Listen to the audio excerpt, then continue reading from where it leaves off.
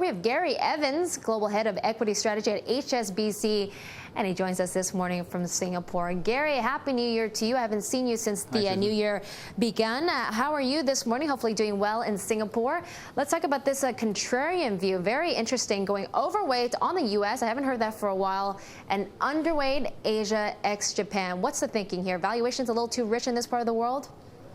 It's really that equities is all about how things are going to emerge relative to expectations. And people have got very high expectations for Asia already. If you just look at the consensus forecasts, you've got a forecast for almost 8% GDP growth in Asia ex-Japan, nearly 30% earnings growth. Contrast that with the US. Everyone is so bearish, it can only surprise on the upside. So that's the main reason. Second issue is, of course, interest rates. We see the Fed staying on hold right until the second half of next year. And as we've seen last week with China, all of the central banks in Asia are going to be raising rates pretty quickly. Yeah, Garry, that is very interesting. You don't expect any rate hike from the Fed coming in the year 2010, even though Fed funds futures are showing a 41% probability just for the April meeting alone. That's right. So I think if you look at the Fed fund futures, they're telling you that Fed's going to raise 50 basis points this year. Yeah. What we've done is to look at the past. When did the Fed raise rates in past tightening cycles? And it's never raised rates until unemployment fell below 8%. It's currently 10%. It typically waits a year and a half after unemployment peaked. This time it peaked last October. So we really don't see it happening this time at all. I think that's potentially a big positive surprise for the US market. Okay, Garry, so you're going positive on U.S. equities, but earlier this month, you came out with a note saying that according to historical averages, you're expecting a decline of more than 10% or so, at least in the first half for the S&P 500? That's right, and that will be a global decline. I think it's just that the second year of a bull market is never as easy as the first year. I called my report that tricky second year. You know, typically in the US, you find the first 12 months of a bull market give you about 50% return. The second 12 months, on average, give you only 9%. And the reason, as you mentioned, is that almost always in the second year, you get a correction. You get, in other words, a decline of about 10% in stocks. I wouldn't be at all surprised to see that happen over the next couple of quarters.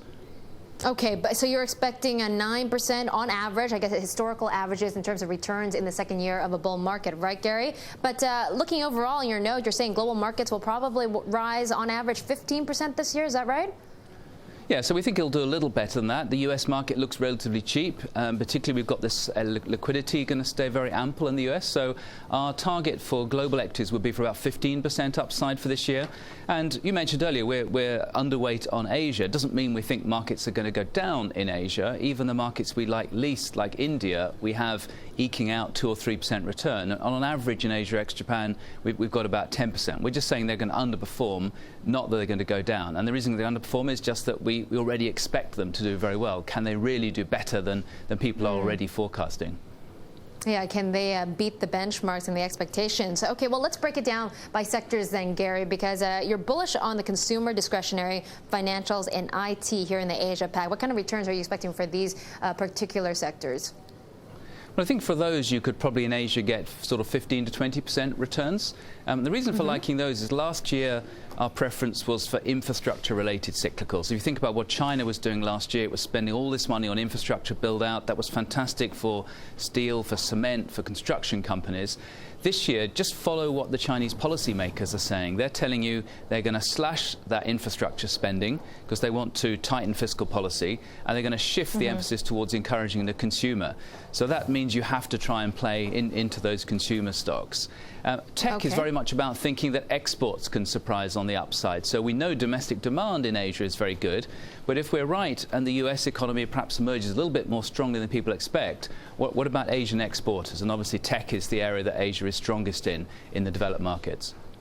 Okay, well, let's combine those two themes then, consumer and tech, because one of your stock picks in your global Super 10 includes Optronics, which is a flat panel maker traded in Taiwan. In fact, HSBC's target price is a little more bullish than consensus because the analysts that we surveyed on the Bloomberg terminal say maybe $44. That's the outlook for the share price. HSBC saying 59 in 2010 or in the future. What's the thinking here with Optronics? Why does this name stand out more than the others?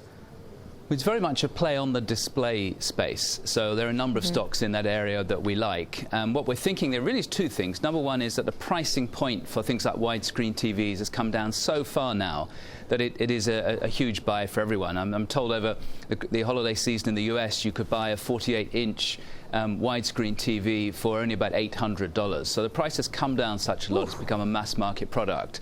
It's something everyone wants to go and buy at that sort of price. Secondly, and perhaps more important, is that there's been much more capex discipline this time. I mean, typically in the past, what these companies have done, as soon as they have any demand, they've gone out and built new plants. That's meant a lot of new supply coming through and has pushed the price down even faster than in the past. And we don't see that same rush to increase supply this time. You're seeing some mergers in that industry. So pricing power and profitability, therefore, we think is going to be much better than previously.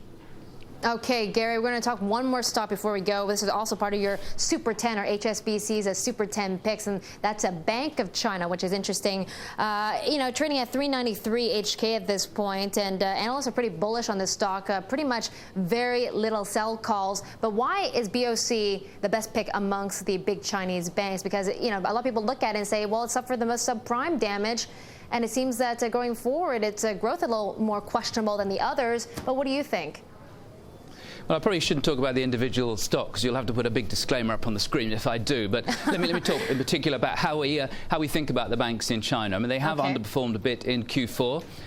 Because of expectations of tightening. We don't think the Chinese are going to tighten anything as much as the market is worried about. Inflation is not a real risk in China. It's a much bigger risk, for example, in India. So what we're looking at when we're buying the China stocks are really a couple of things. We like banks that have got a good long-term story, that have got structural growth, that have got a fundamentally strong business. And secondly, we're looking for valuations. And, there are one or two banks that are looking a little on the pricey side. Our preference would be to go for those that still look pretty decent from a valuation point of view. Gary, always a pleasure. Thank you so much for your time this morning. Garry Evans, HSBC's Global Head of Equities Strategy.